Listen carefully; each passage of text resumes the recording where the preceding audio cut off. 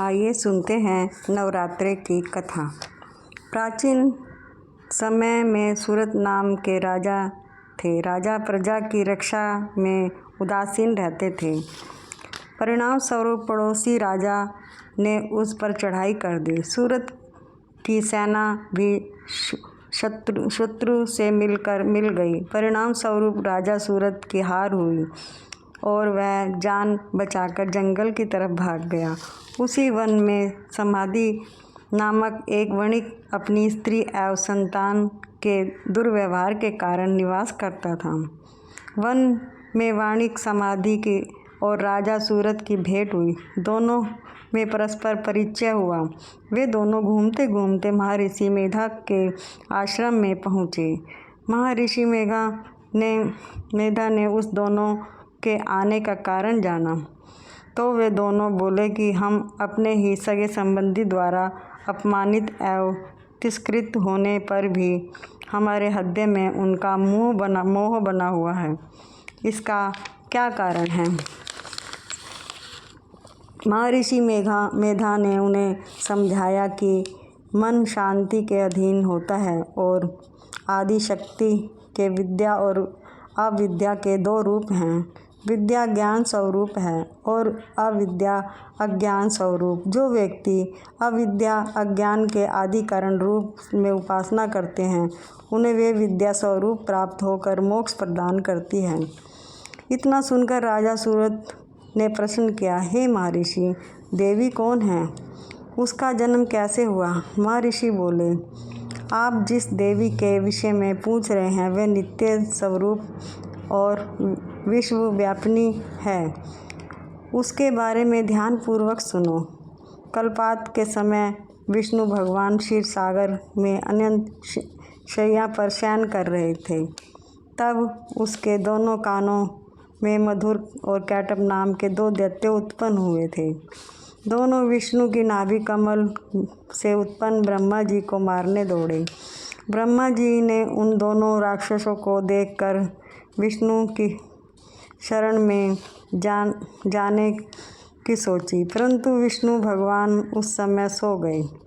तब उन्होंने विष्णु भगवान को जगाने हेतु उसके नयनों में निवास करने वाली योग निद्रा की स्तुति की। परिणाम स्वरूप तमोगुण अधिष्ठात्री देवी विष्णु भगवान के नेत्र, नासिक, मुँह और तथा हृदय से निकलकर ब्रह्मा के सामने उपस्थित हो गई।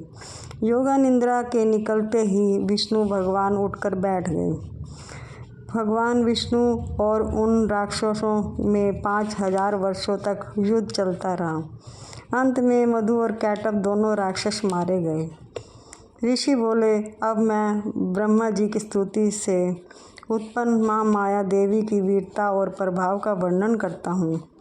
उसे ध्यानपूर्वक सुनो। एक समय देवताओं के स्वामी इंद्र और दैत्यों के स्वामी महिषासुर में सैकड़ों वर्षों तक घनघोर संग्राम हुआ। इस युद्ध में देवराज इंद्र की पराजय हुई और महिषासुर इंद्रलोक का स्वामी बन बैठा।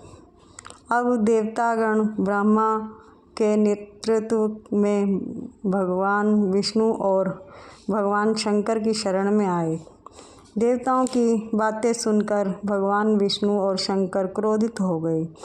भगवान विष्णु के मुख तथा ब्रह्मा, शिवजी तथा इंद्र आदि के शरीर में से एक तेज पुंज निकला, जिससे समस्त दिशाएं जलने लगीं और अंत में यही तेज पुंज एक देवी के रूप में परिवर्तित हो गया। देवी ने सभी देवताओं से आयुध एवं शक्ति प्राप्त करके उच्च स्वर से अट्टहास किया, जिससे तीनों लोकों में हलचल मच गई। महिषासुर अपनी सेना लेकर इस सिंहानंद की ओर दौड़ा। उसने देखा कि देवी के प्रभाव से तीनों लोक अलौकिक हो गए हैं। महिषासुर की देवी के सामने एक भी चाल सफल नहीं हुई और वह देवी के हाथों मारा गया। आगे चलकर यही देवी शुंभ और निशुंभ राक्षसों का वध करने के लिए गौरी देवी के रूप में अवतरित हुई। इन उपरोक्त व्याख्यानों को सुनकर मेधा ऋषि ने राजा सूरद और वाणिज्य से देवी स्तंभ की विधिवत व्याख्या की। राजा और वणिक नदी पर जाकर देवी की तपस्या करने लगे। 3 वर्ष घोर तपस्या करने के बाद देवी ने प्रकट होकर उन्हें आशीर्वाद दिया। इससे वाणिक संसार के मोह से मुक्त होकर आत्मचिंतन में लग गया और राजा ने शत्रुओं पर विजय प्राप्त करके अपना वैभव प्राप्त किया। बोलो जय माता की।